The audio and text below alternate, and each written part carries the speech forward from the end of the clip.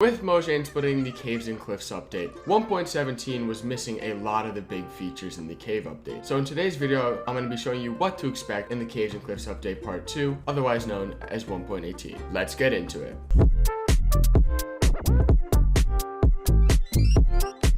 So the first thing and the most obvious thing that many people know are missing is the new cave generation. The new cave generation is what is causing all these new different types of biomes and caves to really come into the game, like these huge caves, these little stringy caves, these water-filled caves, these huge like cave pillars.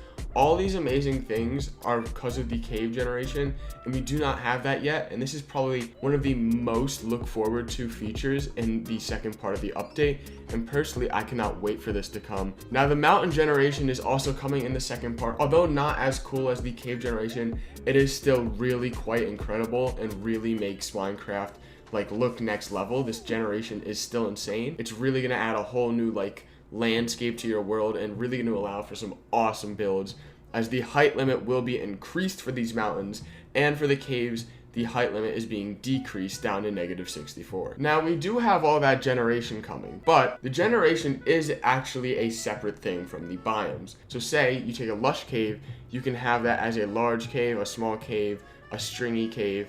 It's really quite cool. So that is another one of the features we're missing. Lush caves. We have some of the blocks which you can access from the Wandering Trader, but we do not have them naturally spawning in the world. They're all accessible and creative, but with this update they should be all accessible by just exploring and mining, and it should be really cool to see. These are some of the coolest caves in the update, I think. They really add a whole new scape to Minecraft. There's a lot of detail and they're very exciting to explore.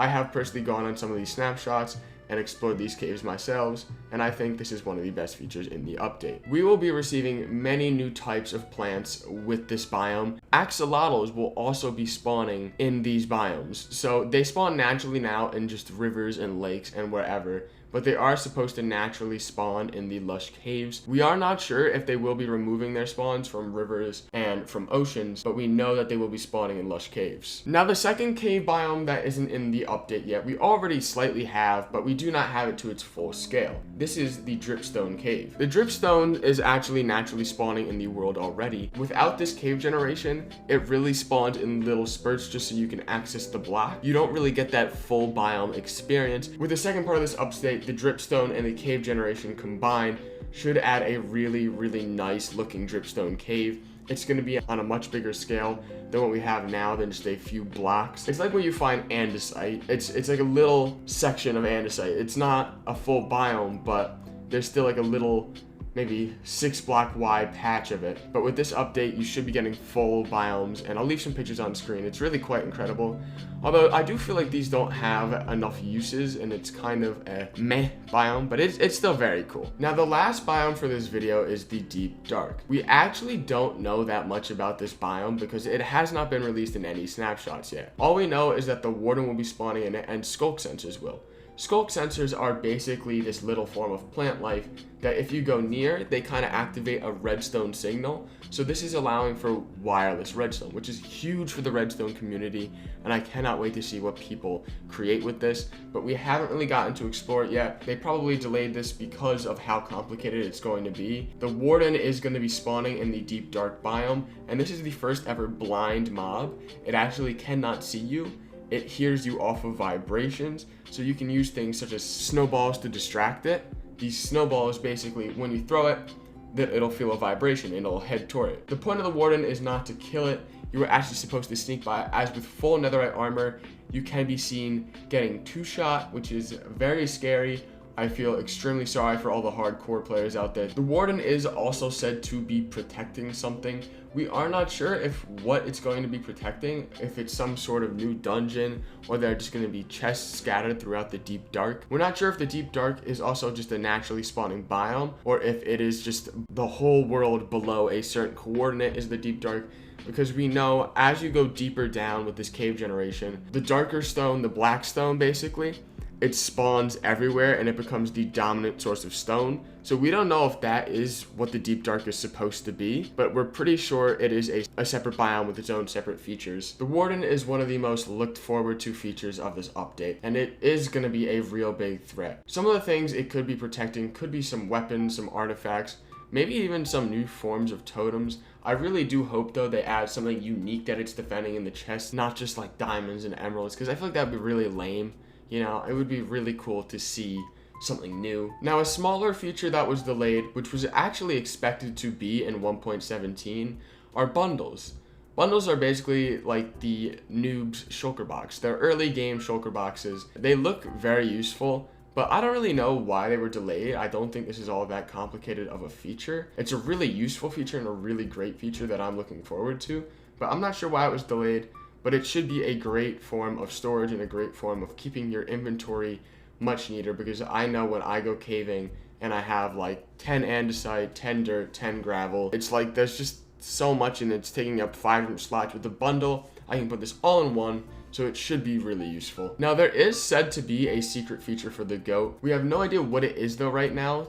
On Bedrock, there is a little horn that you can blow, and what it does is basically it makes just the noise of a pillager raid. So we're not sure if that really has a use yet, or if they will be adding anything super cool to it, but we're hoping that they really do it, because honestly, goats, in my opinion, are one of the biggest disappointments of a mob ever. I would rather have the glow squid. It would be so cool if you could like ride them, and then instead of them moving fast, they can jump really high, so they'd be good for exploring the mountains. Now, one other feature that was expected in the second part, I'm just putting it in this video because not everyone's gonna know about it, is archaeology was actually canceled. It's not never coming, but it's going to be delayed past the 1.10 update. We're not really sure when it's coming.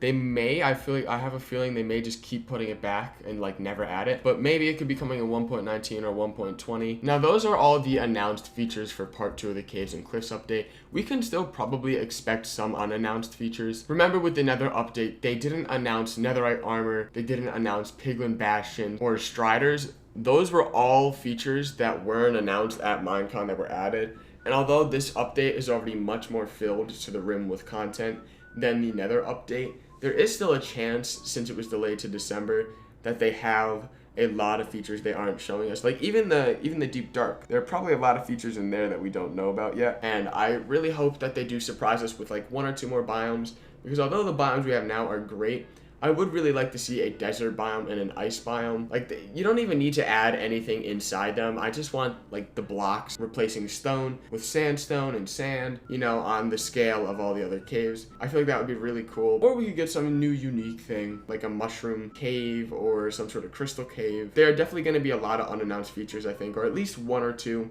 that we haven't seen yet. There's always more to look forward to with this update. So guys, that is everything you can be expecting for the 1.10 update. This should be releasing around October, November, December, probably more towards November, December, but we will just have to wait and see. If you guys did like the video, make sure to smash the like button to help it get out to others so everyone can know what to expect for the Caves and Cliffs update. And subscribe so you don't miss out on future content I post every week. And I do have a Twitch and Instagram and a Discord down in the description and in the pinned comment. I stream a lot of different games, mostly Minecraft, Minecraft Dungeons, maybe a little Stardew Valley here and there. But I would really appreciate if you gave it a watch. So guys, thanks for watching. Have a great rest of your day. Peace out.